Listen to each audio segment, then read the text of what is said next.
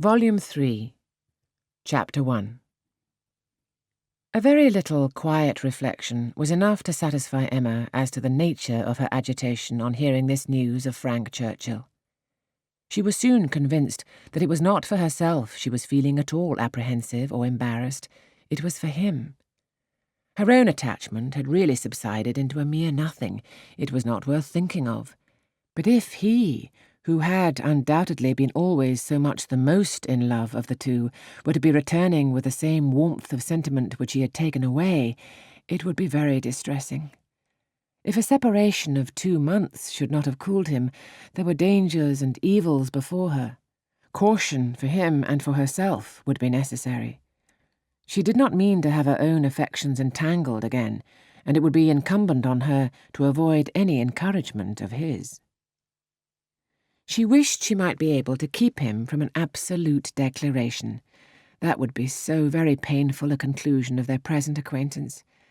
And yet she could not help rather anticipating something decisive. She felt as if the spring would not pass without bringing a crisis, an event, a something to alter her present composed and tranquil state. It was not very long, though rather longer than Mr. Weston had foreseen, before she had the power of forming some opinion of Frank Churchill's feelings. The Enscombe family were not in town quite so soon as had been imagined, but he was at Highbury very soon afterwards. He rode down for a couple of hours. He could not yet do more, but as he came from Randalls immediately to Hartfield, she could then exercise all her quick observation and speedily determine how he was influenced, and how she must act. They met with the utmost friendliness. There could be no doubt of his great pleasure in seeing her, but she had an almost instant doubt of his caring for her as he had done, of his feeling the same tenderness in the same degree. She watched him well. It was a clear thing he was less in love than he had been. Absence, with the conviction probably of her indifference, had produced this very natural and very desirable effect. He was in high spirits, as ready to talk and laugh as ever, and seemed delighted to speak of his former visit and recur to old stories, and he was not without agitation. It was not in his calmness that she read his comparative difference. He was not calm. His spirits were evidently fluttered. There was restlessness about him. Lively as he was, it seemed a liveliness that did not satisfy himself. But what decided her belief on the subject was his staying only a quarter of an hour and hurrying away to make other calls in Highbury. He'd seen a group of old acquaintance in the street as he passed. He had not stopped, he would not stop for more than a word, but he had the vanity to think they would be disappointed if he did not call, and much as he wished to stay longer at Hartfield, he must hurry off. She had no doubt as to his being less in love, but neither his agitated spirits nor his hurrying away seemed like a perfect cure, and she was rather inclined to think it implied a dread of her returning power and a discreet resolution of not trusting himself with her long. This was the only visit from Frank Churchill in the course of 10 days. He was often hoping, intending to come, but was always prevented. His aunt could not bear to have him leave her. Such was his own account at Randalls. If he were quite sincere, if he really tried to come, it was to be inferred that Mrs. Churchill's removal to London had been of no service to the wilful or nervous part of her disorder. That she was really ill was very certain. He had declared himself convinced of it at Randalls. Though much might be fancy, he could not doubt, when he looked back, that she was in a weaker state of health than she had been half a year ago. He did not believe it to proceed from anything that care and medicine might not remove, or at least that she might not have many years of existence before her, but he could not be prevailed on, by all his father's doubts, to say that her complaints were merely imaginary, or that she was as strong as ever. It soon appeared that London was not the place for her. She could not endure its noise. Her nerves were under continual irritation and suffering, and by the 10 days' end, her nephew's letter to Randalls communicated a change of plan. They were going to remove immediately to Richmond. Mrs. Churchill had been recommended to the medical skill of an eminent person there, and had otherwise a fancy for the place. A ready-furnished house in a favourite spot was engaged, and much benefit expected from the change. Emma heard that Frank wrote in the highest spirits of this arrangement, and seemed most fully to appreciate the blessing of having 2 months before him of such a near neighbourhood to many dear friends, for the house was taken for May and June. She was told that now he wrote with the greatest confidence of being often with them, almost as often as he could even wish. Emma saw how Mr. Weston understood these joyous prospects. He was considering her as the source of all the happiness they offered. She hoped it was not so. 2 months must bring it to the proof. Mr. Weston's own happiness was indisputable. He was quite delighted. It was the very circumstance he could have wished for. Now it would be really having Frank in their neighbourhood. What were 9 miles to a young man? An hour's ride. He would be always coming over. The difference in that respect of Richmond and London was enough to make the whole difference of seeing him always and seeing him never. 16 miles, nay 18, it must be full 18 to Manchester Street, was a serious obstacle. Were he ever able to get away, the day would be spent in coming and returning. There was no comfort in having him in London. He might as well be at Enscombe. But Richmond was the very distance for easy intercourse. Better than nearer. One good thing was immediately brought to a certainty by this removal, the ball at the Crown. It had not been forgotten before, but it had been soon acknowledged vain to attempt to fix a day. Now, however, it was absolutely to be. Every preparation was resumed, and very soon after the Churchills had removed to Richmond, a few lines from Frank to say that his aunt felt already much better for the change, and that he had no doubt of being able to join them for 24 hours at any given time, induced them to name as early a day as possible. Mr. Weston's ball was to be a real thing. A very few tomorrows stood between the young people of Highbury and happiness. Mr. Woodhouse was resigned. The time of year lightened the evil to him. May was better for everything than February. Mrs. Bates was engaged to spend the evening at Hartfield. James had due notice, and he sanguinely hoped that neither dear little Henry nor dear little John would have anything the matter with them, while dear Emma were gone. Chapter 2. No misfortune occurred again to prevent the ball. The day approached, the day arrived, and after a morning of some anxious watching, Frank Churchill, in all the certainty of his own self, reached Randalls before dinner, and everything was safe. No second meeting had there yet been between him and Emma. The room at the Crown was to witness it, but it would be better than a common meeting in a crowd.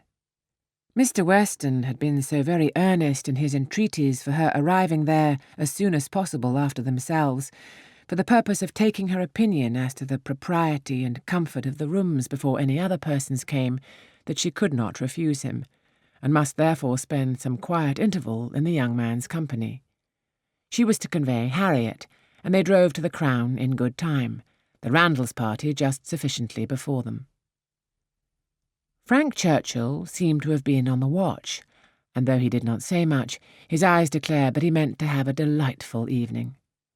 They all walked about together to see that everything was as it should be, and within a few minutes were joined by the contents of another carriage, which Emma could not hear the sound of at first without great surprise. "So unreasonably early," she was going to exclaim, but she presently found that it was a family of old friends who were coming, like herself, by particular desire, to help Mr. Weston's judgment, and they were so very closely followed by another carriage of cousins who had been entreated to come early with the same distinguishing earnestness on the same errand, that it seemed as if half the company might soon be collected together for the purpose of preparatory inspection. Emma perceived that her taste was not the only taste on which Mr. Weston depended, and felt that to be the favourite and intimate of a man who had so many intimates and confidants was not the very first distinction in the scale of vanity. She liked his open manners, but a little less of open-heartedness would have made him a higher character. General benevolence, but not general friendship, made a man what he ought to be. She could fancy such a man. The whole party walked about and looked and praised again, and then, having nothing else to do, formed a sort of half-circle round the fire to observe in their various modes, till other subjects were started, that though May, a fire in the evening was still very pleasant. Emma found that it was not Mr. Weston's fault that the number of privy councillors was not yet larger. They had stopped at Mrs. Bates's door to offer the use of their carriage, but the aunt and niece were to be brought by the Eltons. Frank was standing by her, but not steadily. There was a restlessness which showed a mind not at ease. He was looking about, he was going to the door, he was watching for the sound of other carriages, impatient to begin, or afraid of being always near her. Mrs. Elton was spoken of. "I think she must be here soon," said he. "I have a great curiosity to see Mrs. Elton. I have heard so much of her. It cannot be long, I think, before she comes." A carriage was heard. He was on the move immediately, but coming back said, "I am forgetting that I am not acquainted with her. I have never seen either Mr. or Mrs. Elton. I have no business to put myself forward." Mr. and Mrs. Elton appeared, and all the smiles and the proprieties passed. "But Miss Bates and Miss Fairfax," said Mr. Weston, looking about. "We thought you were to bring them." The mistake had been slight. The carriage was sent for them now. Emma longed to know what Frank's first opinion of Mrs. Elton might be, how he was affected by the studied elegance of her dress and her smiles of graciousness. He was immediately qualifying himself to form an opinion by giving her very proper attention after the introduction had passed.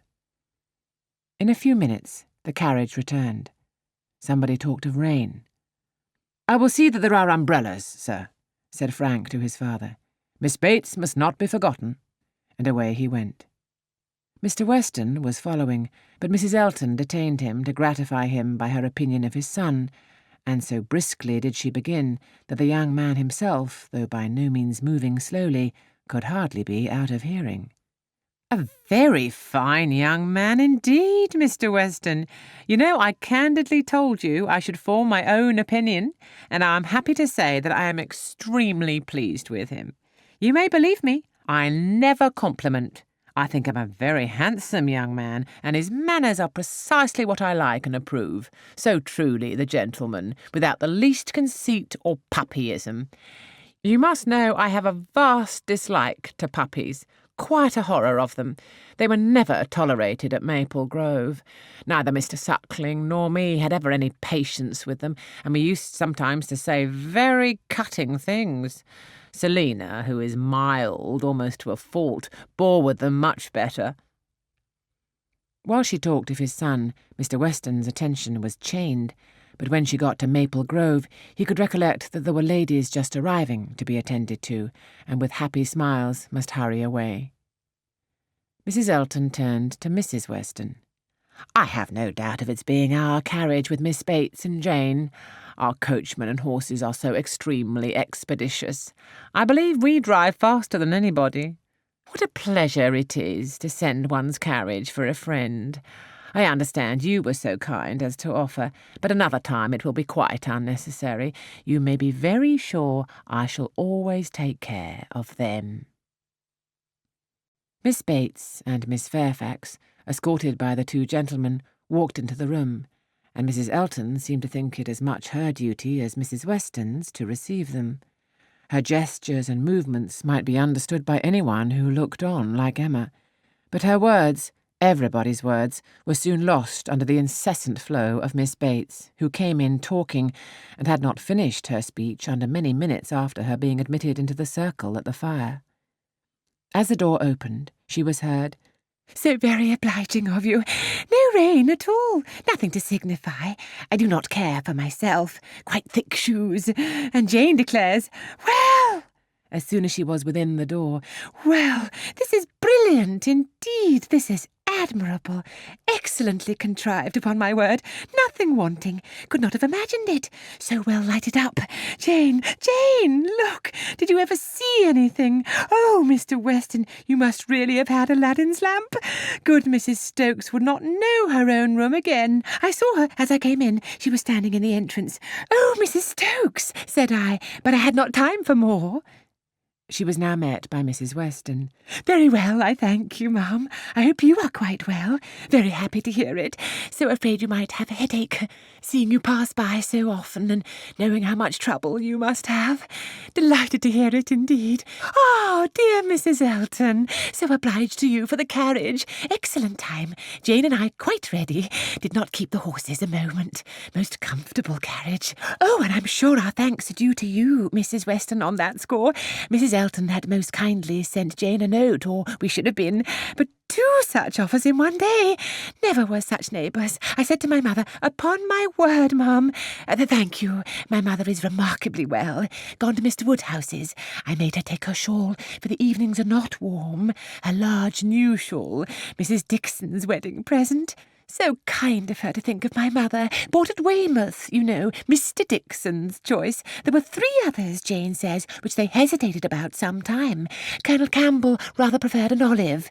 My dear Jane, are you sure you did not wet your feet? It was but a drop or 2, but I'm so afraid. But Mr. Frank Churchill was so extremely... And there was a mat to step upon. I shall never forget his extreme politeness. Oh, Mr. Frank Churchill, I must tell you, my mother's spectacles have never been in fault since. The rivet never came out again. My mother often talks of your good nature. Does not she, Jane? Do not we often talk of Mr. Frank Churchill? Ah, here's Miss Woodhouse. Dear Miss Woodhouse, how do you do? Very well, I thank you. Quite well. This meeting quite in fairyland. Such a transformation. Must not compliment, I know. Eyeing Emma most complacently. That would be rude, but upon my word, Miss Woodhouse, you do look.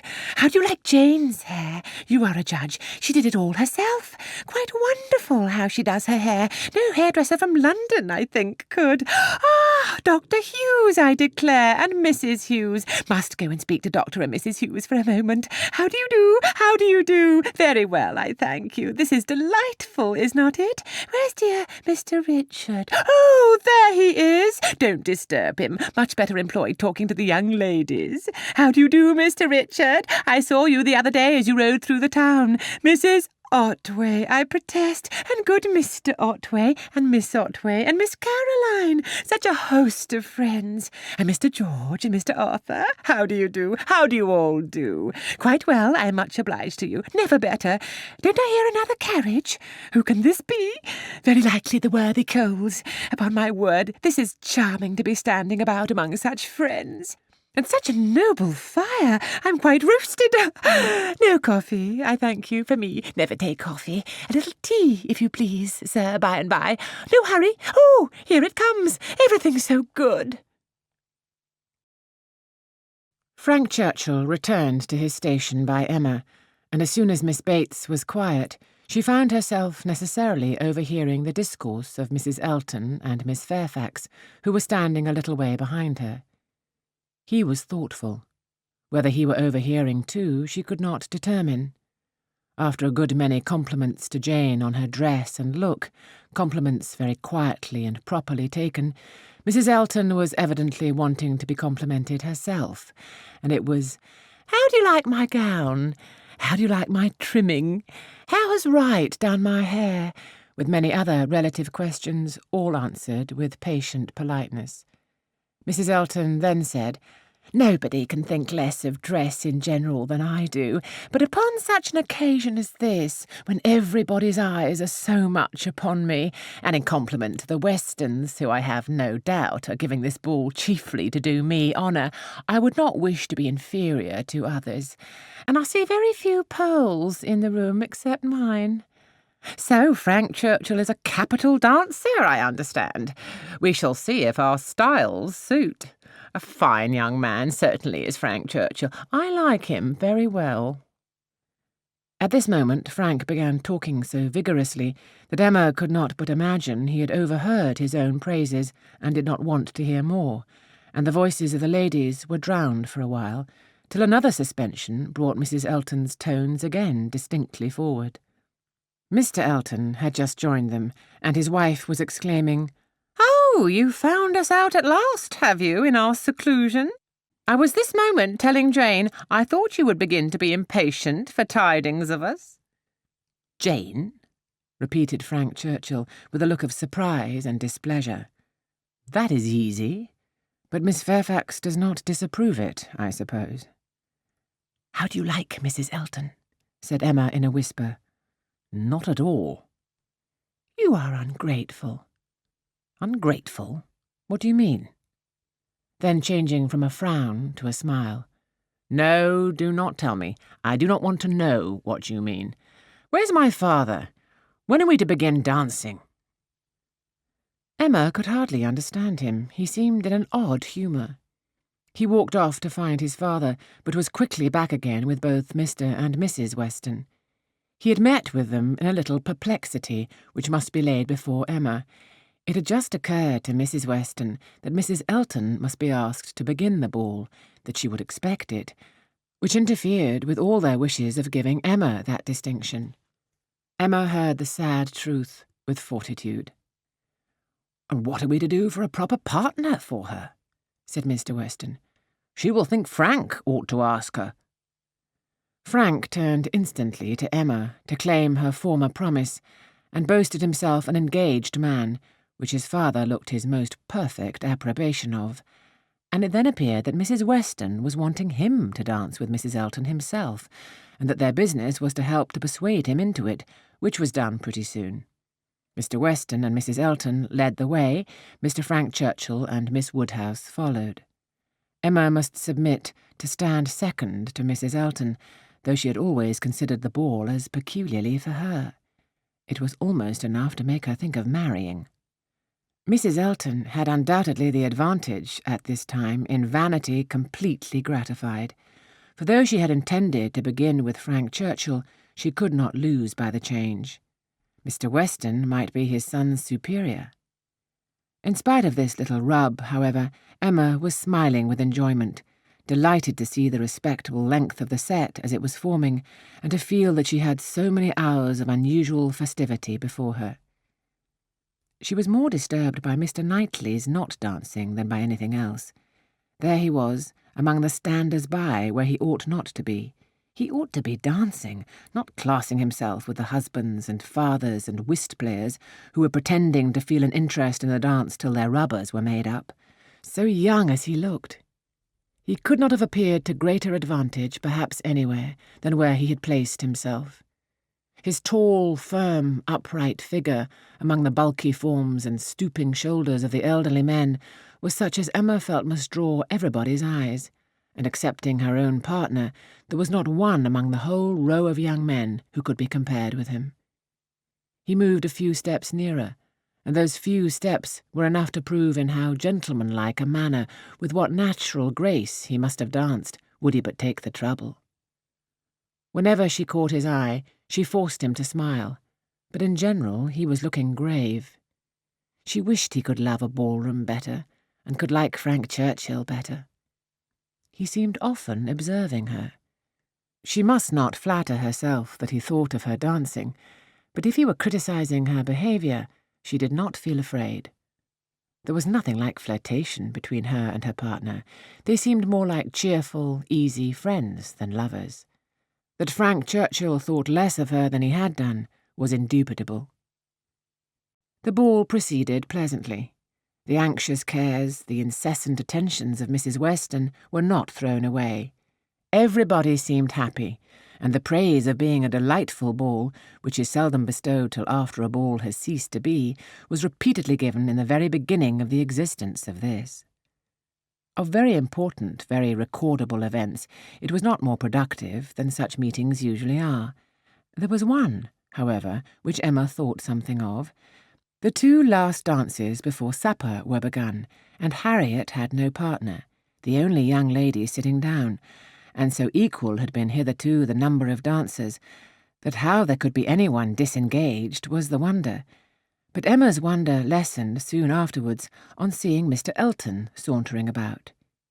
He would not ask Harriet to dance if it were possible to be avoided. She was sure he would not, and she was expecting him every moment to escape into the card-room. Escape, however, was not his plan. He came to the part of the room where the sitters-by were collected, spoke to some, and walked about in front of them as if to show his liberty and his resolution of maintaining it. He did not omit being sometimes directly before Miss Smith, or speaking to those who were close to her. Emma saw it. She was not yet dancing. She was working her way up from the bottom, and had therefore leisure to look around, and by only turning her head a little, she saw it all. When she was halfway up the set, the whole group were exactly behind her, and she would no longer allow her eyes to watch. But Mr. Elton was so near that she heard every syllable of a dialogue which just then took place between him and Mrs. Weston, and she perceived that his wife, who was standing immediately above her, was not only listening also, but even encouraging him by significant glances. The kind-hearted, gentle Mrs. Weston had left her seat to join him and say, "Do not you dance, Mr. Elton?" To which his prompt reply was, "Most readily, Mrs. Weston, if you will dance with me." "Me? Oh, no, I would get you a better partner than myself. I am no dancer."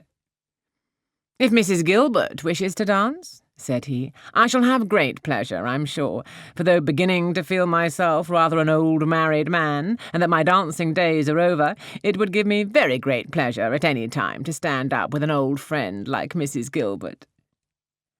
"Mrs. Gilbert does not mean to dance, but there is a young lady disengaged whom I should be very glad to see dancing. Miss Smith." "Miss Smith? Oh, I had not observed. You are extremely obliging, and if I were not an old married man. But my dancing days are over, Mrs. Weston. You will excuse me. Anything else I should be most happy to do, at your command, but my dancing days are over." Mrs. Weston said no more, and Emma could imagine with what surprise and mortification she must be returning to her seat. This was Mr. Elton, the amiable, obliging, gentle Mr. Elton. She looked round for a moment.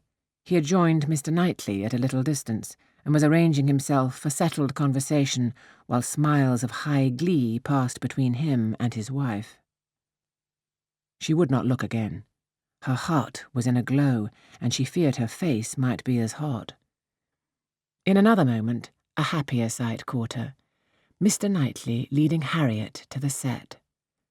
Never had she been more surprised, seldom more delighted than at that instant. She was all pleasure and gratitude, both for Harriet and herself, and longed to be thanking him. And though too distant for speech, her countenance said much as soon as she could catch his eye again.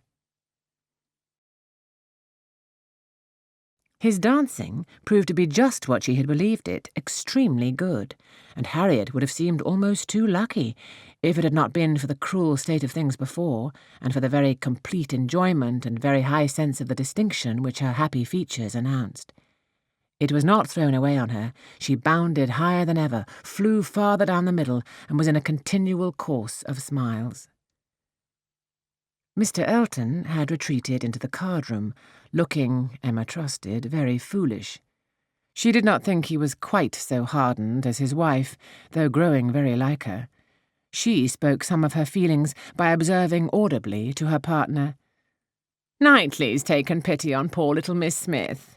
Very good-natured, I declare." Supper was announced. The move began, and Miss Bates might be heard from that moment without interruption till her being seated at table and taking up her spoon. "Jane! Jane! My dear Jane, where are you? Here is your tippet. Mrs. Weston begs you to put on your tippet. She says she's afraid there will be draughts in the passage, though everything has been done. One door nailed up, quantities of matting. My dear Jane, indeed you must. Mr. Churchill, oh, you are too obliging. How well you put it on. So gratified. Excellent dancing indeed. Yes, my dear, I ran home, as I said I should, to help Grandmamma to bed, and got back again, and nobody missed me. I set set off without saying a word, just as I told you. Grandmamma was quite well, had a charming evening with Mr. Woodhouse, a vast deal of chat and backgammon. Tea was made downstairs, biscuits and baked apples and wine before she came away. Amazing luck in some of her throws, and she inquired a great deal about you, how you were amused and who were your partners. Oh, said I shall not forestall Jane. I left her dancing with Mr. George Otway. She will love to tell you all about it herself tomorrow. Her first partner was Mr. Elton. I do not know who will ask her next. Perhaps Mr. William Cox. My dear sir, you're too obliging. Is there nobody you would not rather... I'm not helpless. Sir, you are most kind. Upon my word, Jane on one arm and me on the other. Stop. Let us stand a little back. Mrs. Elton is going. Dear Mrs. Elton, how elegant she looks. Beautiful lace. Now we all follow in her train. Quite the queen of the evening. Oh, well, here we are at the passage. 2 steps, Jane. Take care of the 2 steps. Oh, no, there is but one. Well, I was persuaded there were 2. How very odd. I was convinced there were 2, and there is but one. I never saw anything equal to the comfort and style. Candles everywhere. I was telling you of your grandmamma, Jane. There was a little disappointment. The baked apples and biscuits, excellent in their way, you know, but there was a delicate fricassee of sweetbread and some asparagus brought in at first, and good Mr. Woodhouse, not thinking the asparagus quite boiled enough, sent it all out again. Now there is nothing Grandmamma loves better than sweetbread and asparagus. So she was rather disappointed. But we agreed we would not speak of it to anybody, for fear of its getting round to dear Miss Woodhouse, who would be so very much concerned. Well, this is brilliant. I am all amazement. Could not have supposed anything, such elegance and profusion. I've seen nothing like it since... well, where shall we sit? Anywhere so that Jane is not in a draught. Where I sit is of no consequence. Oh, do you recommend this side? Well, I'm sure, Mr. Churchill, only it seems too good. But just as you please. What you direct in this house cannot be wrong. Dear Jane, how shall we ever recollect half the dishes for Grandmamma? Soup, too! Bless me! I should not be helped so soon, but it smells most excellent, and I cannot help beginning. Emma had no opportunity of speaking to Mr. Knightley till after supper, but when they were all in the ballroom again, her eyes invited him irresistibly to come to her and be thanked. He was warm in his reprobation of Mr. Elton's conduct. It had been unpardonable rudeness, and Mrs. Elton's looks also received the due share of censure. "They aimed at wounding more than Harriet," said he. "Emma, why is it that they are your enemies?" He looked with smiling penetration, and on receiving no answer, added, "She ought not to be angry with you, I suspect, whatever he may be. To that surmise you say nothing, of course, but confess, Emma, that you did want him to marry Harriet." "I did," replied Emma, "and they cannot forgive me." He shook his head, but there was a smile of indulgence with it, and he only said, "I shall not scold you. I leave you to your own reflections." "Can you trust me with such flatterers? Does my vain spirit ever tell me I am wrong?" "Not your vain spirit, but your serious spirit. If one leads you wrong, I am sure the other tells you of it." "I do own myself to have been completely mistaken in Mr. Elton. There is a littleness about him which you discovered and which I did not, and I was fully convinced of his being in love with Harriet. It was through a series of strange blunders." "And in return for your acknowledging so much, I will do you the justice to say that you would have chosen for him better than he has chosen for himself. Harriet Smith has some first-rate qualities which Mrs. Elton is totally without. An unpretending, single-minded, artless girl, infinitely to be preferred by any man of sense and taste to such a woman as Mrs. Elton. I found Harriet more conversable than I expected." Emma was extremely gratified. They were interrupted by the bustle of Mr. Weston calling on everybody to begin dancing again. "Come, Miss Woodhouse, Miss Otway, Miss Fairfax, what are you all doing? Come, Emma, set your companions the example. Everybody's lazy. Everybody's asleep." "I'm ready," said Emma, "whenever I am wanted." "Whom are you going to dance with?" asked Mr. Knightley. She hesitated a moment and then replied, "With you, if you will ask me." "Will you?" said he, offering his hand. "Indeed I will. You have shown that you can dance, and you know we are not really so much brother and sister as to make it at all improper." "Brother and sister? No, indeed." Chapter 3. This little explanation with Mr. Knightley gave Emma considerable pleasure. It was one of the agreeable recollections of the ball which she walked about the lawn the next morning to enjoy. She was extremely glad that they have come to so good an understanding respecting the Eltons, and that their opinions of both husband and wife were so much alike, and his praise of Harriet, his concession in her favour, was peculiarly gratifying. The impertinence of the Eltons, which for a few minutes had threatened to ruin the rest of her evening, had been the occasion of some of its highest satisfactions, and she looked forward to another happy result, the cure of Harriet's infatuation.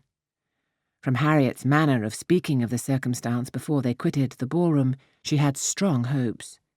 It seemed as if her eyes were suddenly opened, and she were enabled to see that Mr. Elton was not the superior creature she had believed him. The fever was over, and Emma could harbour little fear of the pulse being quickened again by injurious courtesy. She depended on the evil feelings of the Eltons for supplying all the discipline of pointed neglect that could be farther requisite. Harriet rational, Frank Churchill not too much in love, and Mr. Knightley not wanting to quarrel with her, how very happy a summer must be before her. She was not to see Frank Churchill this morning. He had told her that he could not allow himself the pleasure of stopping at Hartfield, as he was to be at home by the middle of the day. She did not regret it. Having arranged all these matters, looked them through and put them all to rights, she was just turning to the house with spirits freshened up for the demands of the two little boys, as well as of their grandpapa, when the great iron sweep-gate opened, and two persons entered whom she had never less expected to see together. Frank Churchill, with Harriet leaning on his arm. Actually Harriet! A moment sufficed to convince her that something extraordinary had happened. Harriet looked white and frightened, and he was trying to cheer her. The iron gates and the front door were not 20 yards asunder. They were all three soon in the hall, and Harriet, immediately sinking into a chair, fainted away. A young lady who faints must be recovered. Questions must be answered, and surprises be explained. Such events are very interesting, but the suspense of them cannot last long. A few minutes made Emma acquainted with the whole. Miss Smith and Miss Bickerton, another parlour boarder at Mrs. Goddard's, who had been also at the ball, had walked out together and taken a road, the Richmond Road, which, though apparently public enough for safety, had led them into alarm. About half a mile beyond Highbury, making a sudden turn and deeply shaded by elms on each side, it became for a considerable stretch very retired, and when the young ladies had advanced some way into it, they had suddenly perceived, at a small distance before them, on a broader patch of greensward by the side, a party of gypsies. A child on the watch came towards them to beg, and Miss Bickerton, excessively frightened, gave a great scream, and calling on Harriet to follow her, ran up a steep bank, cleared a slight hedge at the top, and made the best of her way by a short cut back to Highbury. But poor Harriet could not follow. She had suffered very much from cramp after dancing, and her first attempt to mount the bank brought on such a return of it as made her absolutely powerless. And in this state, and exceedingly terrified, she had been obliged to remain. How the trampers might have behaved had the young ladies been more courageous must be doubtful, but such an invitation for attack could not be resisted, and Harriet was soon assailed by 6 children, headed by a stout woman and a great boy, all clamorous and impertinent in look, though not absolutely in word. More and more frightened, she immediately promised them money, and taking out her purse, gave them a shilling, and begged them not to want more or to use her ill. She was then able to walk, though but slowly, and was moving away, but her terror and her purse were too tempting, and she was followed, or rather surrounded, by the whole gang, demanding more. In this state, Frank Churchill had found her, she trembling and conditioning, they loud and insolent. By a most fortunate chance, his leaving Highbury had been delayed so as to bring him to her assistance at this critical moment. The pleasantness of the morning had induced him to walk forward and leave his horses to meet him by another road, a mile or two beyond Highbury, and happening to have borrowed a pair of scissors the night before of Miss Bates, and to have forgotten to restore them, he had been obliged to stop at her door and go in for a few minutes. He was therefore later than he had intended, and being on foot, was unseen by the whole party till almost close to them. The terror which the woman and the boy had been creating in Harriet was then their own portion. He had left them completely frightened, and Harriet, eagerly clinging to him and hardly able to speak, had just strength enough to reach Hartfield before her spirits were quite overcome. It was his idea to bring her to Hartfield. He had thought of no other place. This was the amount of the whole story, of his communication and of Harriet's as soon as she had recovered her senses and speech. He dared not stay longer than to see her well. These several delays left him not another minute to lose, and Emma engaging to give assurance of her safety to Mrs. Goddard, and notice of there being such a set of people in the neighbourhood to Mr. Knightley, he set off with all the grateful blessings that she could utter for her friend and herself. Such an adventure as this, a fine young man and a lovely young woman thrown together in such a way, could hardly fail of suggesting certain ideas to the coldest heart and the steadiest brain. So Emma thought, at least. Could a linguist, could a grammarian, could even a mathematician have seen what she did, have witnessed their appearance together, and heard their history of it, without feeling that circumstances had been at work to make them peculiarly interesting to each other? How much more must an imaginist, like herself, be on fire with speculation and foresight, especially with such a groundwork of anticipation as her mind had already made? It was a very extraordinary thing. Nothing of the sort had ever occurred before to any young ladies in the place, within her memory. No rencontre, no alarm of the kind. And now it had happened to the very person, and at the very hour, when the other very person was chancing to pass by to rescue her. It certainly was very extraordinary. And knowing as she did the favourable state of mind of each at this period, it struck her the more. He was wishing to get the better of his attachment to herself, she just recovering from her mania for Mr. Elton. It seemed as if everything united to promise the most interesting consequences. It was not possible that the occurrence should not be strongly recommending each to the other. In the few minutes' conversation which she had yet had with him, while Harriet had been partially insensible, he had spoken of her terror, her naivety, her fervour as she seized and clung to his arm, with a sensibility amused and delighted. And just at last, after Harriet's own account had been given, he had expressed his indignation at the abominable folly of Miss Bickerton in the warmest terms. Everything was to take its natural course, however, neither impelled nor assisted. She would not stir a step, nor drop a hint. No, she had had enough of interference. There could be no harm in a scheme, a mere passive scheme. It was no more than a wish. Beyond it, she would on no account proceed. Emma's first resolution was to keep her father from the knowledge of what had passed, aware of the anxiety and alarm it would occasion, but she soon felt that concealment must be impossible. Within half an hour it was known all over Highbury. It was the very event to engage those who talk most, the young and the low, and all the youth and servants in the place were soon in the happiness of frightful news. The last night's ball seemed lost in the gipsies. Poor Mr. Woodhouse trembled as he sat, and, as Emma had foreseen, would scarcely be satisfied without their promising never to go beyond the shrubbery again. It was some comfort to him that many inquiries after himself and Miss Woodhouse, for his neighbours knew that he loved to be inquired after, as well as Miss Smith, were coming in during the rest of the day, and he had the pleasure of returning for answer that they were all very indifferent, which, though not exactly true, for she was perfectly well, and Harriet not much otherwise, Emma would not interfere with. She had an unhappy state of health in general for the child of such a man, for she hardly knew what indisposition was, and if he did not invent illnesses for her, she could make no figure in a message. The gypsies did not wait for the operations of justice. They took themselves off in a hurry. The young ladies of Highbury might have walked again in safety before their panic began, and the whole history dwindled soon into a matter of little importance, but to Emma and her nephews. In her imagination it maintained its ground, and Henry and John were still asking every day for the story of Harriet and the gypsies, and still tenaciously setting her right if she varied in the slightest particular from the original recital.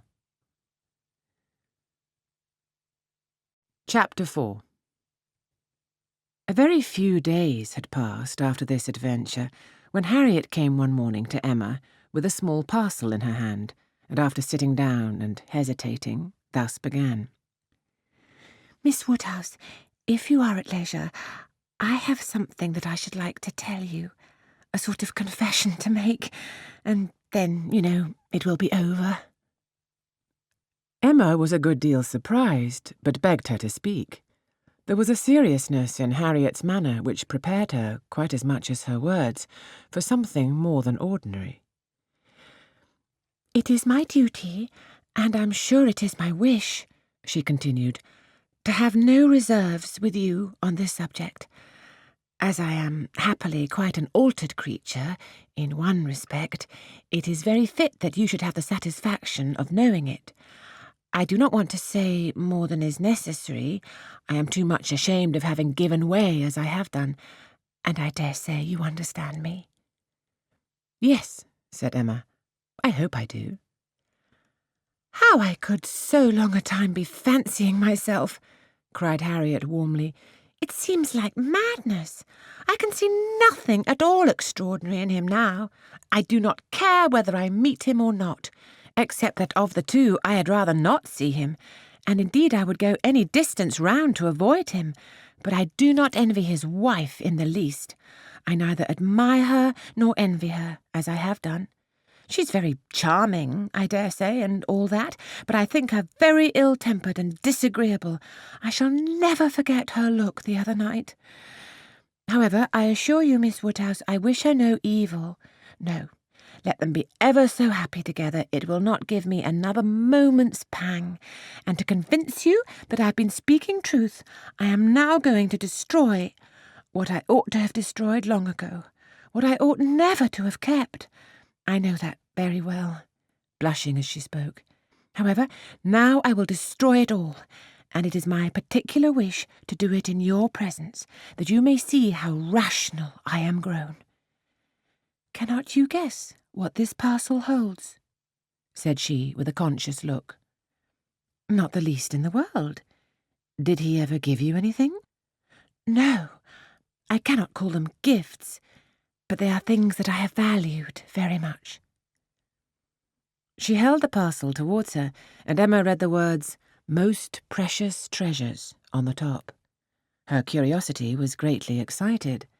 Harriet unfolded the parcel, and she looked on with impatience. Within abundance of silver paper was a pretty little Tunbridge-ware box, which Harriet opened. It was lined with the softest cotton, but excepting the cotton, Emma saw only a small piece of court-plaster. "Now," said Harriet, "you must recollect." "No, indeed I do not." "Dear me, I should not have thought it possible you could forget what passed in this very room about court-plaster, one of the very last times we ever met in it. It was but a very few days before I had my sore throat, just before Mr. and Mrs. John Knightley came, I think the very evening. Do not you remember his cutting his finger with your new penknife, and your recommending court-plaster? But as you had none about you, and knew I had, you desired me to supply him, so I took mine out and cut him a piece. But it was a great deal too large, and he cut it smaller, and kept playing some time with what was left before he gave it back to me. And so then, in my nonsense, I could not help making a treasure of it. so I put it by, never to be used, and looked at it now and then as a great treat." "My dearest Harriet," cried Emma, putting her hand before her face and jumping up, "you make me more ashamed of myself than I can bear. Remember it? I remember it all now. All except your saving this relic. I knew nothing of that till this moment, but the cutting the finger and my recommending court plaster and saying I had none about me. Oh, my sins, and I had plenty all the while in my pocket. One of my senseless tricks. I deserve to be under a continual blush all the rest of my life. Well," sitting down again, "go on. What else?" "And had you really summer-tanned yourself? I'm sure I never suspected it. You did it so naturally. And so you actually put this piece of court plaster by for his sake," said Emma, recovering from her state of shame and feeling divided between wonder and amusement. And secretly she added to herself, "Lord bless me, when should I ever have thought of putting by in cotton a piece of court plaster that Frank Churchill had been pulling about? I never was equal to this." "Here," resumed Harriet, turning to her box again. "Here is something still more valuable. I mean, that has been more valuable, because this is what did really once belong to him, which the court plaster never did." Emma was quite eager to see this superior treasure. It was the end of an old pencil, the part without any lead. "This was really his," said Harriet. "Do not you remember one morning? No, I dare say you do not, but one morning, I forget exactly the day, but perhaps it was the Tuesday or Wednesday before that evening, he wanted to make a memorandum in his pocketbook. It was about spruce beer. Mr. Knightley had been telling him something about brewing spruce beer, and he wanted to put it down. But when he took out his pencil, there was so little lead that he soon cut it all away, and it would not do. So you lent him another, and this was left upon the table as good for nothing. But I kept my eye on it, and as soon as I dared, caught it up, and never parted with it again from that moment." "I do remember it," cried Emma. "I perfectly remember it. Talking about spruce beer. Oh, yes, Mr. Knightley and I both saying we liked it, and Mr. Elton seeming resolved to learn to like it too. I perfectly remember it. Stop, Mr. Knightley was standing just here, was not he? I have an idea he was standing just here." "Ah, I do not know. I cannot recollect. It is very odd, but I cannot recollect. Mr. Elton was sitting here, I remember, much about where I am now." "Well, go on." "Oh, that's all. I have nothing more to show you or to say, except that I am now going to throw them both behind the fire, and I wish you to see me do it." "My poor dear Harriet, and have you actually found happiness in treasuring up these things?" "Yes, simpleton as I was.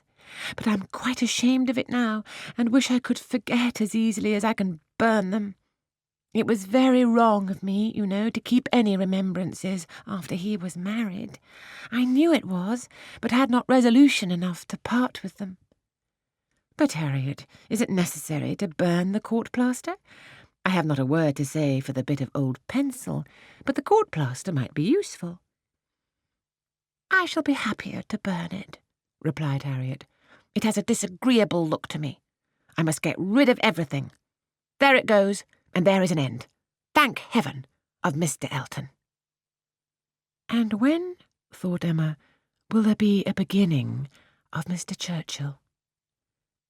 She had soon afterwards reason to believe that the beginning was already made, and could not but hope that the gipsy, though she had told no fortune, might be proved to have made Harriet's. About a fortnight after the alarm, they came to a sufficient explanation, and quite undesignedly. Emma was not thinking of it at the moment, which made the information she received more valuable. She merely said, in the course of some trivial chat, "Well, Harriet, whenever you marry, I would advise you to do so-and-so," and thought no more of it, till after a minute's silence she heard Harriet say, in a very serious tone, "I shall never marry." Emma then looked up, and immediately saw how it was, and after a moment's debate as to whether it should pass unnoticed or not, replied, "Never marry? This is a new resolution. It is one that I shall never change, however." After another short hesitation, "I hope it does not proceed from... I hope it is not in compliment to Mr. Elton." "Mr. Elton, indeed!" cried Harriet indignantly. "Oh, no!" And Emma could just catch the words, "So superior to Mr. Elton." She then took a longer time for consideration. Should she proceed no farther? Should she let it pass and seem to suspect nothing? Perhaps Harriet might think her cold or angry if she did. Or perhaps if she were totally silent, it might only drive Harriet into asking her to hear too much, and against anything like such an unreserve as had been, such an open and frequent discussion of hopes and chances, she was perfectly resolved. She believed it would be wiser for her to say and know at once all that she meant to say and know. Plain dealing was always best. She had previously determined how far she would proceed on any application of the sort, and it would be safer for both to have the judicious law of her own brain laid down with speed. She was decided, and thus spoke. "Harriet, I will not affect to be in doubt of your meaning. Your resolution, or rather your expectation of never marrying, results from an idea that the person whom you might prefer would be too greatly your superior in situation to think of you. Is not it so?" "Oh, Miss Woodhouse, believe me, I have not the presumption to suppose... Indeed, I am not so mad. But it is a pleasure to me to admire him at a distance, and to think of his infinite superiority to all the rest of the world, with the gratitude, wonder, and veneration which are so proper, in me especially. I am not at all surprised at you, Harriet. The service he rendered you was enough to warm your heart." "Service? Oh, it was such an inexpressible obligation. The very recollection of it, and all that I felt at the time, when I saw him coming, his noble look, and my wretchedness before. Such a change! In one moment, such a change, from perfect misery to perfect happiness." "It is very natural. It is natural, and it is honourable. Yes, honourable, I think, to choose so well and so gratefully. But that it will be a fortunate preference is more than I can promise. I do not advise you to give way to it, Harriet. I do not by any means engage for its being returned. Consider what you are about. Perhaps it will be wisest in you to check your feelings while you can. At any rate, do not let them carry you far unless you are persuaded of his liking you. Be observant of him. Let his behaviour be the guide of your sensations. I give you this caution now because I shall never speak to you again on the subject. I am determined against all interference. Henceforward I know nothing of the matter. Let no name ever pass our lips. We were very wrong before. We will be cautious now. He is your superior, no doubt, and there do seem objections and obstacles of a very serious nature. But yet, Harriet, more wonderful things have taken place. There have been matches of greater disparity. But take care of yourself. I would not have you too sanguine. Though, however it may end, be assured that your raising your thoughts to him is a mark of good taste which I shall always know how to value." Harriet kissed her hand in silent and submissive gratitude. Emma was very decided in thinking such an attachment no bad thing for her friend. Its tendency would be to raise and refine her mind, and it must be saving her from the danger of degradation. Chapter 5. In this state of schemes and hopes and connivance, June opened upon Hartfield. To Highbury in general it brought no material change. The Eltons were still talking of a visit from the Sucklings, and of the use to be made of their barouche landau, and Jane Fairfax was still at her grandmother's, and as the return of the Campbells from Ireland was again delayed, and August instead of midsummer fixed for it, she was likely to remain there full 2 months longer, provided at least she were able to defeat Mrs. Elton's activity in her service and save herself from being hurried into a delightful situation against her will. Mr. Knightley, who for some reason best known to himself had certainly taken an early dislike to Frank Churchill, was only growing to dislike him more. He began to suspect him of some double-dealing in his pursuit of Emma. That Emma was his object appeared indisputable. Everything declared it, his own attentions, his father's hints, his mother-in-law's guarded silence. It was all in unison. Words, conduct, discretion and indiscretion told the same story. But while so many were devoting him to Emma, and Emma herself making him over to Harriet, Mr. Knightley began to suspect him of some inclination to trifle with Jane Fairfax.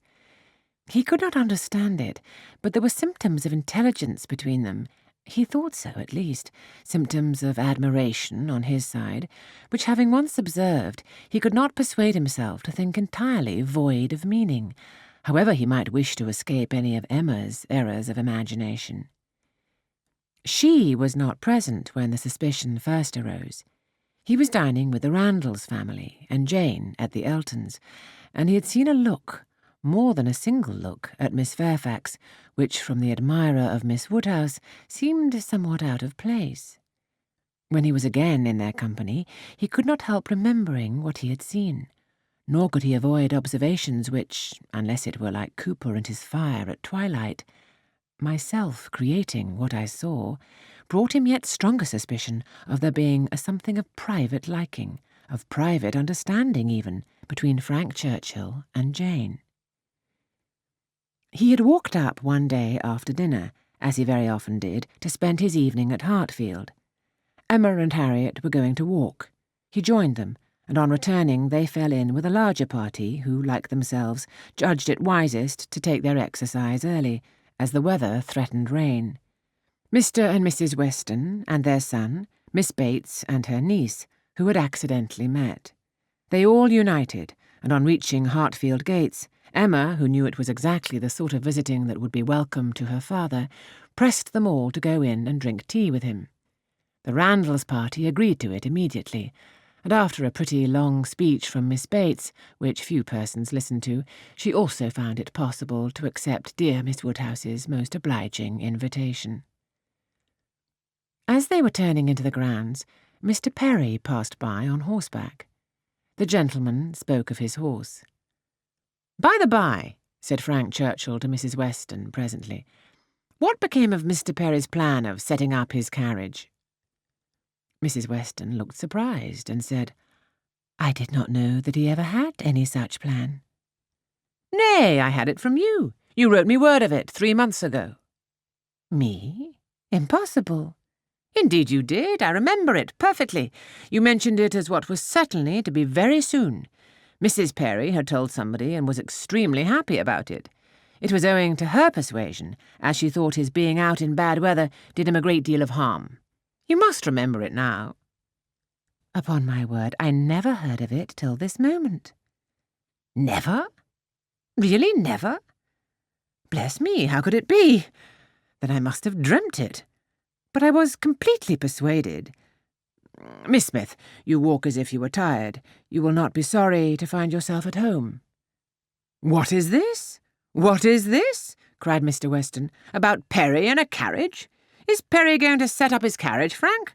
I am glad he can afford it. You had it from himself, had you?" "No, sir," replied his son, laughing. "I seem to have had it from nobody. Very odd. I really was persuaded of Mrs. Weston's having mentioned it in one of her letters to Enscombe many weeks ago, with all these particulars. But as she declares she never heard a syllable of it before, of course it must have been a dream. I am a great dreamer. I dream of everybody at Highbury when I'm away, and when I have gone through my particular friends, then I begin dreaming of Mr. and Mrs. Perry." "It is odd, though," observed his father, "that you should have had such a regular, connected dream about people whom it was not very likely you should be thinking of at Enscombe. Perry's setting up his carriage, and his wife's persuading him to it out of care for his health. Just what will happen, I have no doubt, some time or other, only a little premature. What an air of probability sometimes runs through a dream. and at others, what a heap of absurdities it is. Well, Frank, your dream certainly shows that Highbury is in your thoughts when you're absent. Emma, you are a great dreamer, I think?" Emma was out of hearing. She had hurried on before her guests to prepare her father for their appearance, and was beyond the reach of Mr. Weston's hint. "Why, to own the truth," cried Miss Bates, who had been trying in vain to be heard the last 2 minutes, "if I must speak on this subject, there is no denying that Mr. Frank Churchill might have— I do not mean to say that he did not dream it. I am sure I have sometimes the oddest dreams in the world. But if I am questioned about it, I must acknowledge that there was such an idea last spring, for Mrs. Perry herself mentioned it to my mother, and the Coles knew of it as well as ourselves, but it was quite a secret, known to nobody else, and only thought of about 3 days. Mrs. Perry was very anxious that he should have a carriage, and came to my mother in great spirits one morning because she thought she had prevailed. Jane, don't you remember Grandmamma's telling us of it when we got home? I forget where we'd been walking to. Very likely to Randall's. Yes, I think it was to Randall's. Mrs. Perry was always particularly fond of my mother. Indeed, I do not know who is not. And she had mentioned it to her in confidence. She had no objection to her telling us, of course, but it was not to go beyond. And from that day to this, I had never mentioned it to a soul that I know of. At the same time, I will not positively answer for my having never dropped a hint, because I know I do sometimes pop out a thing before I am aware. I am a talker, you know. I am rather a talker, and now and then I have let a thing escape me which I should not. I'm not like Jane. I wish I were. I will answer for it. She never betrayed the least thing in the world. Where is she? Oh, just behind. Perfectly remember Mrs. Perry's coming. Extraordinary dream, indeed. They were entering the hall. Mr. Knightley's eyes had preceded Miss Bates's in a glance at Jane. From Frank Churchill's face, where he thought he saw confusion suppressed or laughed away, he had involuntarily turned to hers, but she was indeed behind and too busy with her shawl. Mr. Weston had walked in. The 2 other gentlemen waited at the door to let her pass. Mr. Knightley suspected in Frank Churchill the determination of catching her eye. He seemed watching her intently. In vain, however, if it were so, Jane passed between them into the hall and looked at neither. There was no time for farther remark or explanation. The dream must be borne with, and Mr. Knightley must take his seat with the rest round the large, modern, circular table which Emma had introduced at Hartfield, and which none but Emma could have had power to place there and persuade her father to use, instead of the small-sized Pembroke on which 2 of his daily meals had for 40 years been crowded. Tea passed pleasantly, and nobody seemed in a hurry to move. "Miss Woodhouse," said Frank Churchill, after examining a table behind him, which he could reach as he sat, "have your nephews taken away their alphabets, their box of letters? It used to stand here. Where is it? This is a sort of dull-looking evening that ought to be treated rather as winter than summer. We had great amusement with those letters one morning. I want to puzzle you again." Emma was pleased with the thought, and producing the box, the table was quickly scattered over with alphabets, which no one seemed so much disposed to employ as their 2 selves. They were rapidly forming words for each other, or for anybody else who would be puzzled.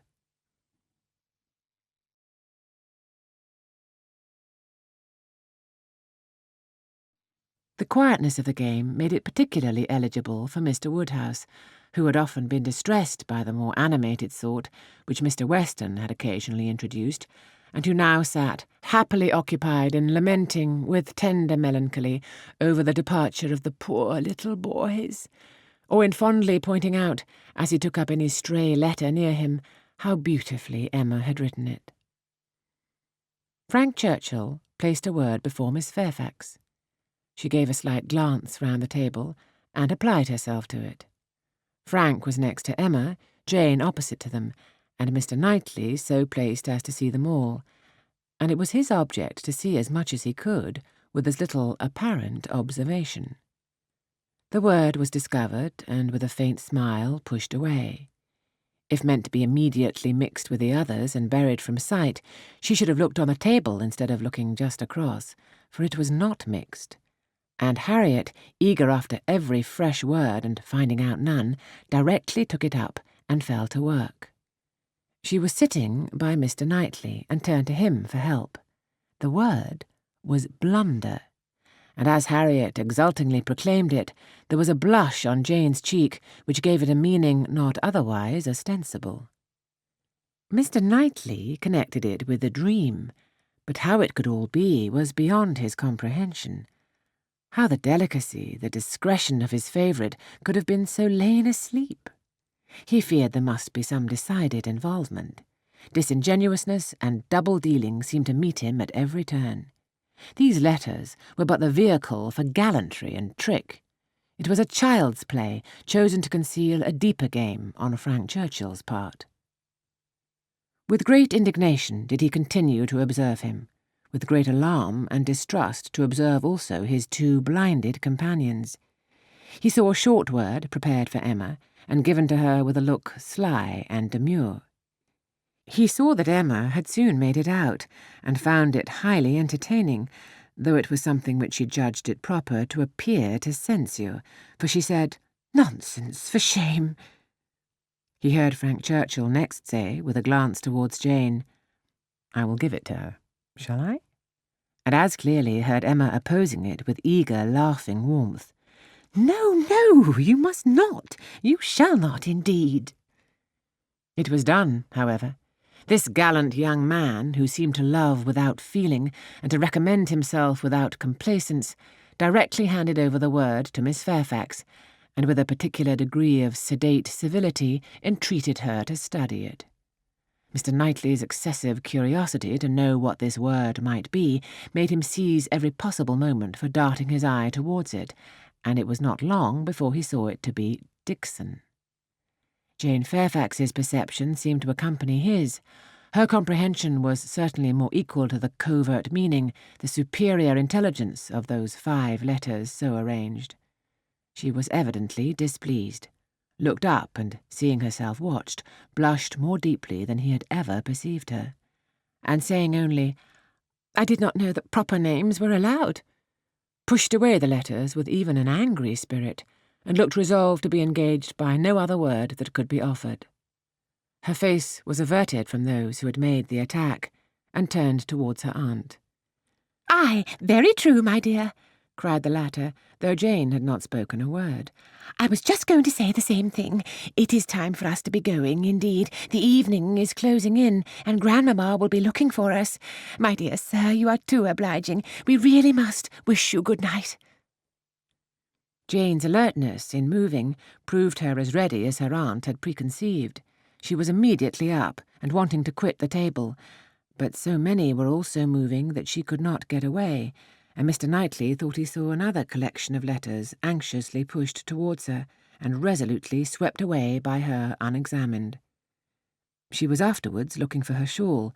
Frank Churchill was looking also. It was growing dusk, and the room was in confusion, and how they parted Mr. Knightley could not tell. He remained at Hartfield after all the rest, his thoughts full of what he had seen, so full that when the candles came to assist his observations, he must, yes, he certainly must, as a friend, an anxious friend, give Emma some hint, ask her some question. He could not see her in a situation of such danger without trying to preserve her. It was his duty. "Pray, Emma," said he, "may I ask in what lay the great amusement, the poignant sting of the last word given to you and Miss Fairfax? I saw the word, and am curious to know how it could be so very entertaining to the one, and so very distressing to the other." Emma was extremely confused. She could not endure to give him the true explanation, for though her suspicions were by no means removed, she was really ashamed of having ever imparted them. "Oh," she cried in evident embarrassment, "it all meant nothing. A mere joke among ourselves." "The joke," he replied gravely, "seemed confined to you and Mr. Churchill." He had hoped she would speak again, but she did not. She would rather busy herself about anything than speak.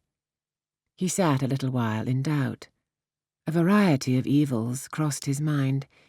Interference. Fruitless interference. Emma's confusion and the acknowledged intimacy seemed to declare her affection engaged. Yet he would speak. He owed it to her, to risk anything that might be involved in an unwelcome interference rather than her welfare, to encounter anything rather than the remembrance of neglect in such a cause. "My dear Emma," said he at last with earnest kindness, "do you think you perfectly understand the degree of acquaintance between the gentleman and lady we've been speaking of?" "Between Mr. Frank Churchill and Miss Fairfax? Oh, yes, perfectly. Why do you make a doubt of it?" "Have you never, at any time, had reason to think that he admired her, or that she admired him?" "Never! Never!" she cried with the most open eagerness. "Never for the 20th part of a moment did such an idea occur to me.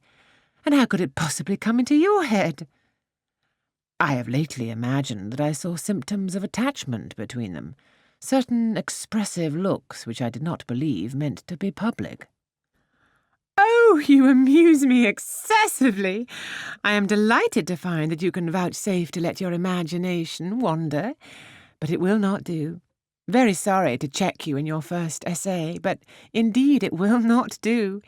There is no admiration between them, I do assure you, and the appearances which have caught you have arisen from some peculiar circumstances, feelings rather of a totally different nature. It is impossible exactly to explain.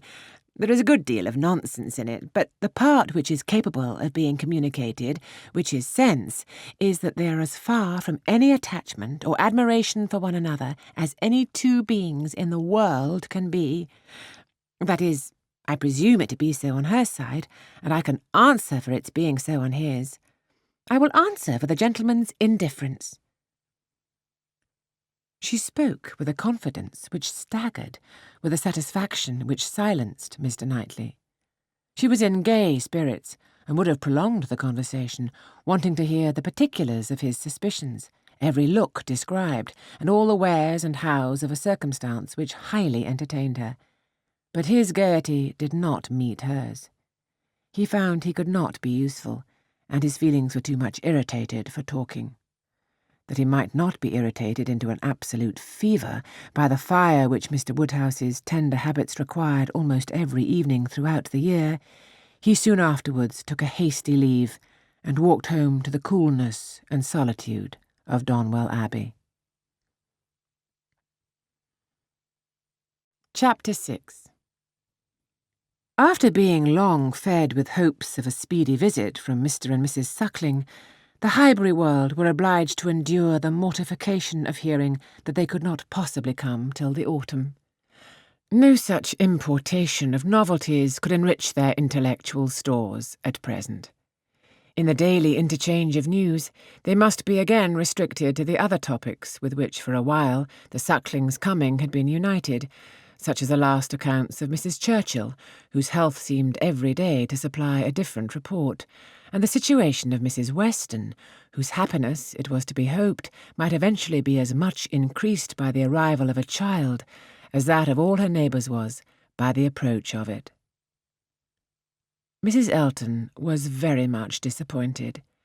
It was the delay of a great deal of pleasure and parade. Her introductions and recommendations must all wait, and every projected party be still only talked of.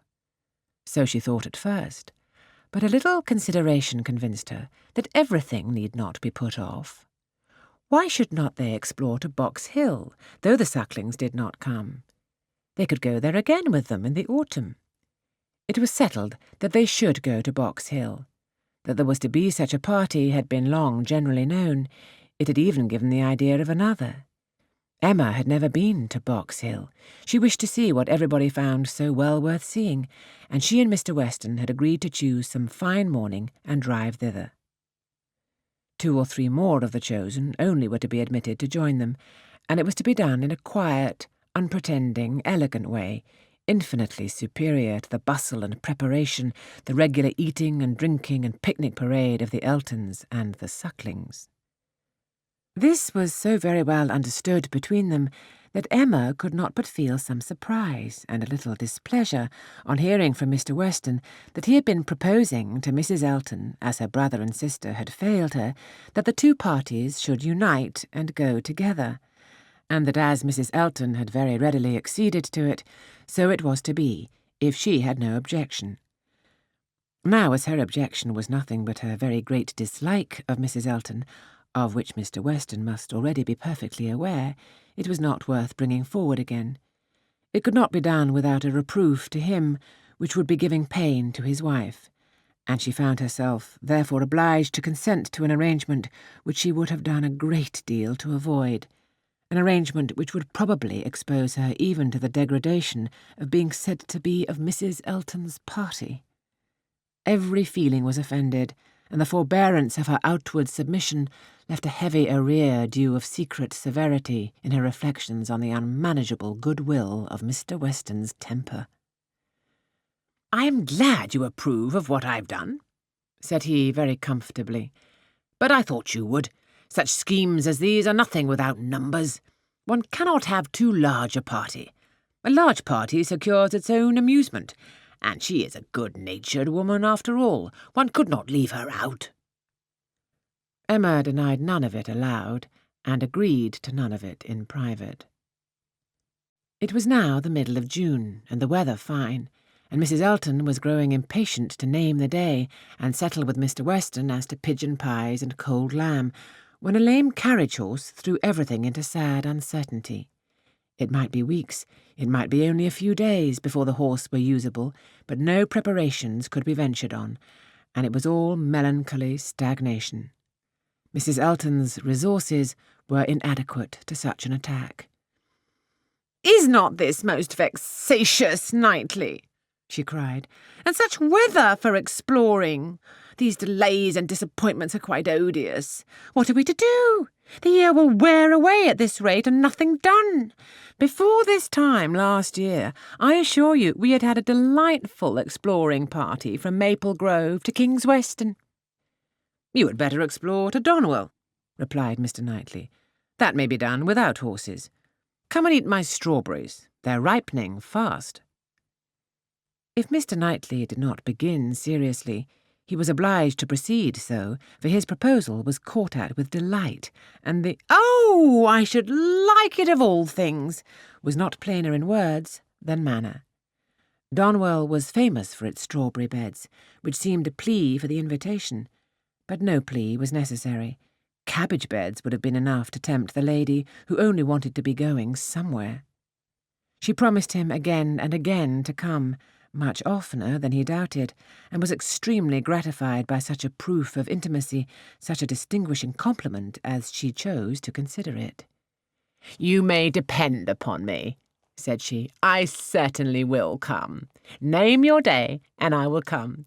You will allow me to bring Jane Fairfax?" "I cannot name a day," said he, "till I have spoken to some others whom I would wish to meet you." "Oh, leave all that to me. Only give me a carte blanche. I am lady patroness, you know. It is my party. I will bring friends with me." "I hope you will bring Elton," said he, "but I will not trouble you to give any other invitations." "Oh, now you're looking very sly. But consider, you need not be afraid of delegating power to me. I am no young lady on her preferment. Married women, you know, may be safely authorised. It is my party. Leave it all to me. I will invite your guests." "No," he calmly replied. "There is but one married woman in the world whom I can ever allow to invite what guests she pleases to Donwell, and that one is—" "Mrs. Weston, I suppose?" interrupted Mrs. Elton, rather mortified. "No, Mrs. Knightley, and till she is in being, I will manage such matters myself." "Oh, you are an odd creature!" she cried, satisfied to have no one preferred to herself. "You are a humourist, and may say what you like. Quite a humourist. Well, I shall bring Jane with me, Jane and her aunt. The rest I leave to you." I have no objections at all to meeting the Hartfield family. Don't scruple. I know you are attached to them. You certainly will meet them if I can prevail, and I shall call on Miss Bates in my way home. That's quite unnecessary. I see Jane every day. But as you like. It is to be a morning scheme, you know, Knightley, quite a simple thing. I shall wear a large bonnet and bring one of my little baskets hanging on my arm. Here, probably this basket with pink ribbon. Nothing can be more simple, you see, and Jane will have such another. There is to be no form or parade, a sort of gypsy party. We are to walk about your gardens and gather the strawberries ourselves and sit under trees and whatever else you may like to provide. It is to be all out of doors, a table spread in the shade, you know, everything as natural and simple as possible. Is not that your idea? Not quite. My idea of the simple and the natural will be to have the table spread in the dining-room. The nature and the simplicity of gentlemen and ladies with their servants and furniture, I think, is best observed by meals within doors. When you are tired of eating strawberries in the garden, there shall be cold meat in the house. Well, as you please, only don't have a great set out. And by the by, can I or my housekeeper be of any use to you with our opinion? Pray be sincere, Knightley. If you wish me to talk to Mrs. Hodges or to inspect anything, I have not the least wish for it, I thank you. Well, but if any difficulties should arise, my housekeeper is extremely clever. I will answer for it that mine thinks herself full as clever, and would spurn anybody's assistance. I wish we had a donkey. The thing would be for us all to come on donkeys. Jane, Miss Bates, and me, and my caro sposo walking by. I really must talk to him about purchasing a donkey. In a country life, I conceive it to be a sort of necessary, for let a woman have ever so many resources, it is not possible for her to be always shut up at home, and very long walks, you know. In summer there is dust, and in winter there is dirt.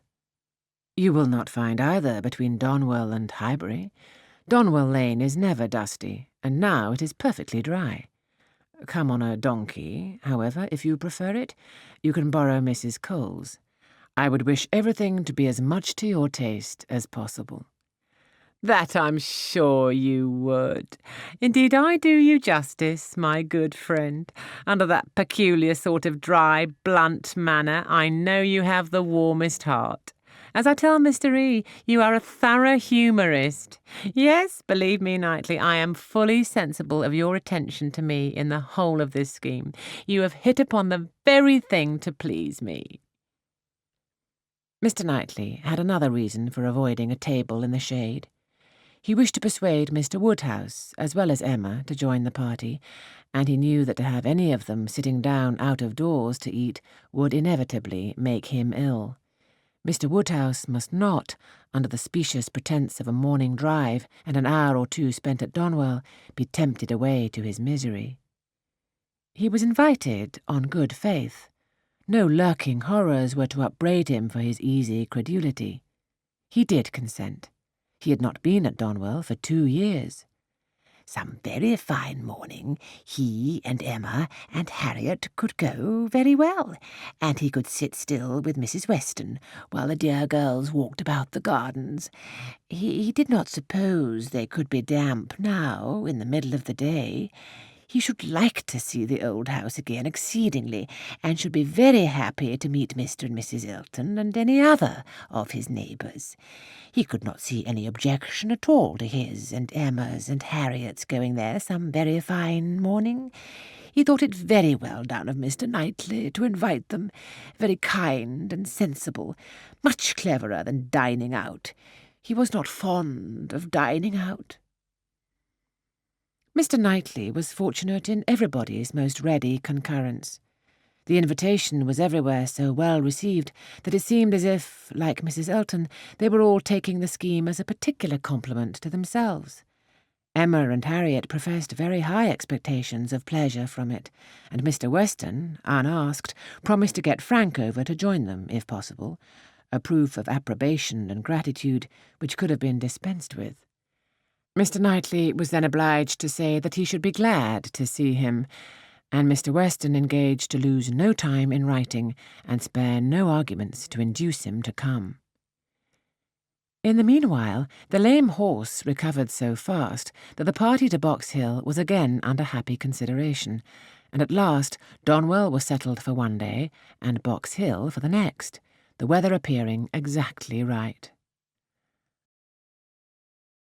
Under a bright midday sun, at almost midsummer, Mr. Woodhouse was safely conveyed in his carriage, with one window down, to partake of this al fresco party, and in one of the most comfortable rooms in the Abbey, especially prepared for him by a fire all the morning, he was happily placed, quite at his ease, ready to talk with pleasure of what had been achieved, and advise everybody to come and sit down and not to heat themselves.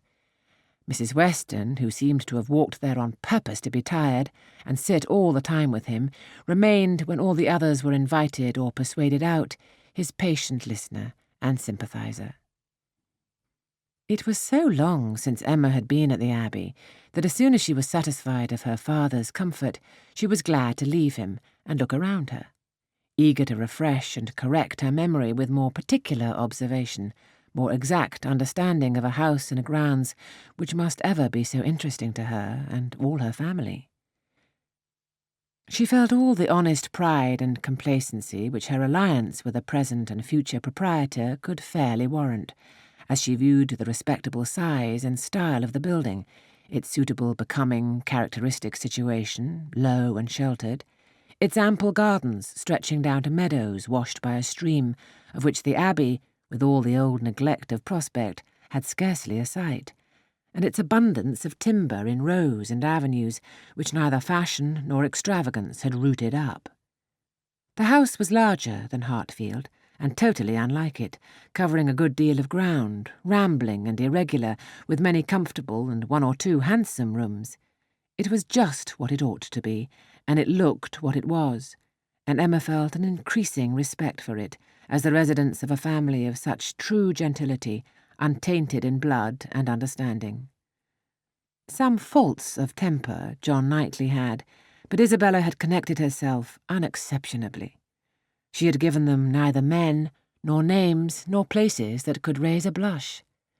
These were pleasant feelings, and she walked about and indulged them till it was necessary to do as the others did, and collect round the strawberry beds. The whole party were assembled, excepting Frank Churchill, who was expected every moment from Richmond, and Mrs. Elton, in all her apparatus of happiness, her large bonnet and her basket, was very ready to lead the way in gathering, accepting, or talking. Strawberries, and only strawberries, could now be thought or spoken of. "The best fruit in England, everybody's favourite, always wholesome. These the finest beds and finest sorts. Delightful to gather for oneself, the only way of really enjoying them. Morning decidedly the best time, never tired, every sort good. Oh boy, infinitely superior, no comparison, the others hardly eatable.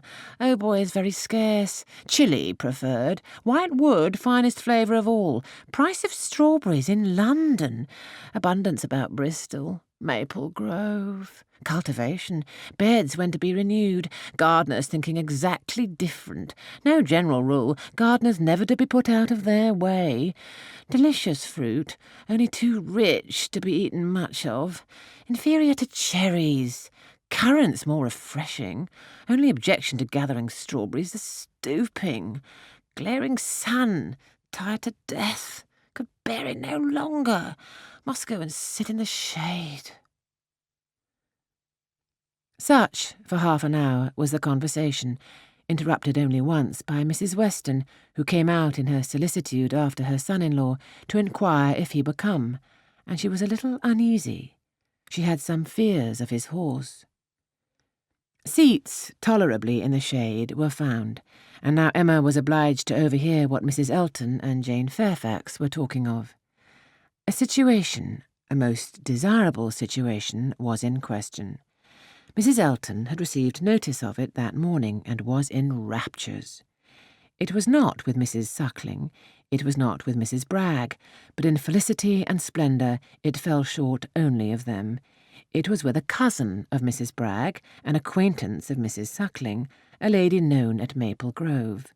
Delightful, charming, superior, first circles, spheres, lines, ranks, everything, and Mrs. Elton was wild to have the offer closed with immediately.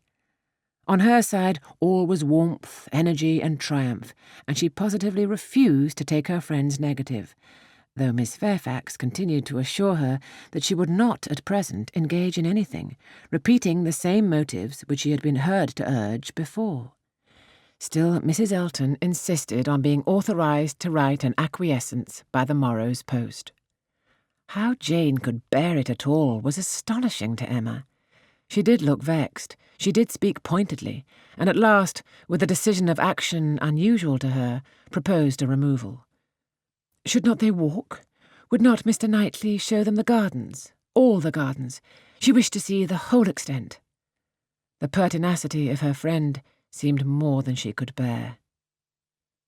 It was hot, and after walking some time over the gardens in a scattered, dispersed way, scarcely any three together, they insensibly followed one another to the delicious shade of a broad, short avenue of limes, which, stretching beyond the garden at an equal distance from the river, seemed the finish of the pleasure grounds. It led to nothing but a view at the end over a low stone wall with high pillars, which seemed intended, in their erection, to give the appearance of an approach to the house, which never had been there. Disputable, however, as might be the taste of such a termination, it was in itself a charming walk, and the view which closed it extremely pretty. The considerable slope, at nearly the foot of which the abbey stood, gradually acquired a steeper form beyond its grounds, and at half a mile distant was a bank of considerable abruptness and grandeur, well clothed with wood, and at the bottom of this bank, favourably placed and sheltered, rose the Abbey Mill farm, with meadows in front and the river making a close and handsome curve around it. It was a sweet view, sweet to the eye and the mind. English verdure, English culture, English comfort, seen under a sun bright without being oppressive.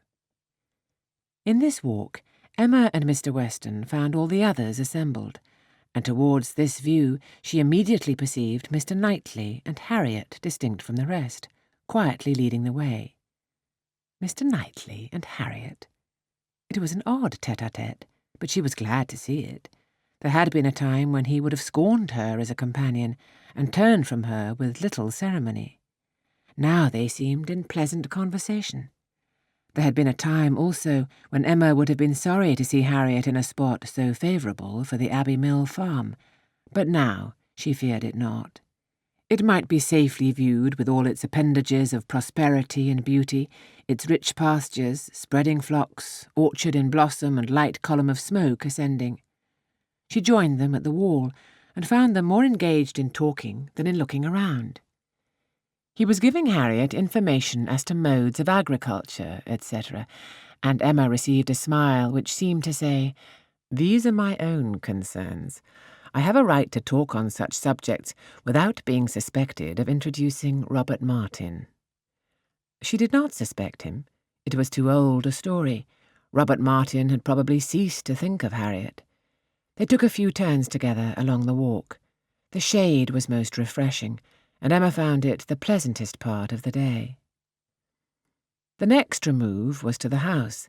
They must all go in and eat, and they were all seated and busy, and still Frank Churchill did not come. Mrs. Weston looked and looked in vain. His father would not own himself uneasy, and laughed at her fears, but she could not be cured of wishing that he would part with his black mare. He had expressed himself as to coming with more than common certainty. His aunt was so much better that he had not a doubt of getting over to them. Mrs. Churchill's state, however, as many were ready to remind her, was liable to such sudden variation as might disappoint her nephew in the most reasonable dependence, and Mrs. Weston was at last persuaded to believe, or to say, that it must be by some attack of Mrs. Churchill that he was prevented coming. Emma looked at Harriet while the point was under consideration. She behaved very well and betrayed no emotion. The cold repast was over, and the party were to go out once more to see what had not yet been seen, the old Abbey fish ponds, perhaps get as far as the clover, which was to be begun cutting on the morrow, or at any rate have the pleasure of being hot and growing cool again. Mr. Woodhouse, who had already taken his little round in the highest part of the gardens, where no damps from the river were imagined even by him, stirred no more, and his daughter resolved to remain with him, that Mrs. Weston might be persuaded away by her husband to the exercise and variety which her spirits seemed to need. Mr. Knightley had done all in his power for Mr. Woodhouse's entertainment. Books of engravings, drawers of medals, cameos, corals, shells, and every other family collection within his cabinets had been prepared for his old friend to while away the morning, and the kindness had perfectly answered. Mr. Woodhouse had been exceedingly well amused. Mrs. Weston had been showing them all to him, and now he would show them all to Emma, fortunate in having no other resemblance to a child than in a total want of taste for what he saw, for he was slow, constant, and methodical. Before this second looking over was begun, however, Emma walked into the hall for the sake of a few moments' free observation of the entrance and ground plot of the house, and was hardly there when Jane Fairfax appeared, coming quickly in from the garden and with a look of escape. Little expecting to meet Miss Woodhouse so soon, there was a start at first, but Miss Woodhouse was the very person she was in quest of. "Will you be so kind," said she, "when I am missed, as to say that I am gone home? I am going this moment. My aunt is not aware how late it is, nor how long we have been absent, but I am sure we shall be wanted, and I am determined to go directly. I have said nothing about it to anybody. It would only be giving trouble and distress. Some are gone to the ponds, and some to the lime walk. Till they all come in, I shall not be missed, and when they do, will you have the goodness to say that I am gone?" "Certainly, if you wish it. But you are not going to walk to Highbury alone?" "Yes. What should hurt me? I walk fast. I shall be at home in 20 minutes. "But it is too far, indeed it is, to be walking quite alone. Let my father's servant go with you. Let me order the carriage. It can be round in 5 minutes." Thank you, but on no account. I would rather walk, and for me to be afraid of walking alone, I who may so soon have to guard others." She spoke with great agitation, and Emma very feelingly replied, "That can be no reason for your being exposed to danger now. I must order the carriage. The heat even would be danger. You are fatigued already." "I am," she answered. "I am fatigued, but it is not the sort of fatigue. Quick walking will refresh me. Miss Woodhouse, we all know at times what it is to be wearied in spirits. Mine, I confess, are exhausted. The greatest kindness you can show me will be to let me have my own way, and only say that I am gone when it is necessary." Emma had not another word to oppose. She saw it all, and entering into her feelings, promoted her quitting the house immediately, and watched her safely off with the zeal of a friend.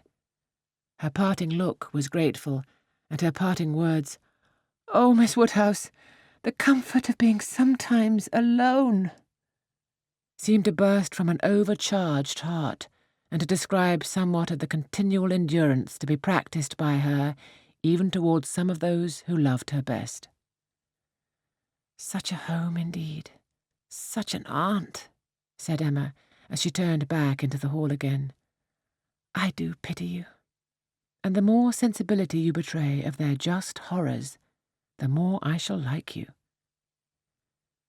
Jane had not been gone a quarter of an hour, and they had only accomplished some views of St. Mark's Place, Venice, when Frank Churchill entered the room. Emma had not been thinking of him. She had forgotten to think of him, but she was very glad to see him. Mrs. Weston would be at ease. The black mare was blameless. They were right who had named Mrs. Churchill as the cause. He had been detained by a temporary increase of illness in her, a nervous seizure which had lasted some hours, and he had quite given up every thought of coming till very late, and had he known how hot a ride he should have, and how late, with all his hurry, he must be, he believed he should not have come at all. The heat was excessive. He had never suffered anything like it. Almost wished he had stayed at home. Nothing killed him like heat. He could bear any degree of cold, etc., but heat was intolerable. And he sat down at the greatest possible distance from the slight remains of Mr. Woodhouse's fire, looking very deplorable. "You will soon be cooler if you sit still," said Emma. "As soon as I am cooler, I shall go back again. I could very ill be spared, but such a point had been made of my coming. You will all be going soon, I suppose, the whole party breaking up. I met one as I came. Madness in such weather, absolute madness." Emma listened and looked, and soon perceived that Frank Churchill's state might be best defined by the expressive phrase of being out of humour. Some people were always cross when they were hot. Such might be his constitution, and as she knew that eating and drinking were often the cure of such incidental complaints, she recommended his taking some refreshment. He would find abundance of everything in the dining-room, and she humanely pointed out the door. No, he should not eat. He was not hungry. It would only make him hotter. In 2 minutes, however, he relented in his own favour, and muttering something about spruce beer, walked off. Emma returned all her attention to her father, saying in secret, "I am glad I have done being in love with him. I should not like a man who is so soon discomposed by a hot morning. Harriet's sweet, easy temper will not mind it." He was gone long enough to have had a very comfortable meal, and came back all the better, grown quite cool, and with good manners, like himself, able to draw a chair close to them, take an interest in their employment, and regret, in a reasonable way, that he should be so late. He was not in his best spirits, but seemed trying to improve them, and at last made himself talk nonsense very agreeably. They were looking over views in Switzerland. "As soon as my aunt gets well, I shall go abroad," said he. "I shall never be easy till I have seen some of these places. You will have my sketches, some time or other, to look at, or my tour to read, or my poem. I shall do something to expose myself." "That may be, but not by sketches in Switzerland. You will never go to Switzerland. Your uncle and aunt will never allow you to leave England." "They may be induced to go too. A warm climate may be prescribed for her. I have more than half an expectation of our all going abroad. I assure you I have. I feel a strong persuasion this morning that I shall soon be abroad. I ought to travel. I'm tired of doing nothing. I want a change. I'm serious, Miss Woodhouse. Whatever your penetrating eyes may fancy, I am sick of England, and would leave it tomorrow if I could." "You are sick of prosperity and indulgence. Cannot you invent a few hardships for yourself and be contented to stay?" "I? Sick of prosperity and indulgence? You're quite mistaken. I do not look upon myself as either prosperous or indulged. I am thwarted in everything material. I do not consider myself at all a fortunate person." "You are not quite so miserable, though, as when you first came. Go and eat and drink a little more, and you will do very well. Another slice of cold meat, another draught of Madeira and water will make you nearly on a par with the rest of us." "No, I shall not stir. I shall sit by you. You are my best cure." "We are going to Box Hill tomorrow. You will join us. It is not Switzerland, but it will be something for a young man so much in want of a change. You will stay and go with us?" "No, certainly not. I shall go home in the cool of the evening." "But you may come again in the cool of tomorrow morning." "No, it will not be worth while. If I come, I shall be cross." "Then pray stay at Richmond." "But if I do, I shall be crosser still. I can never bear to think of you all there without me." "These are difficulties which you must settle for yourself. Choose your own degree of crossness. I shall press you no more." The rest of the party were now returning, and all were soon collected. With some, there was great joy at the sight of Frank Churchill.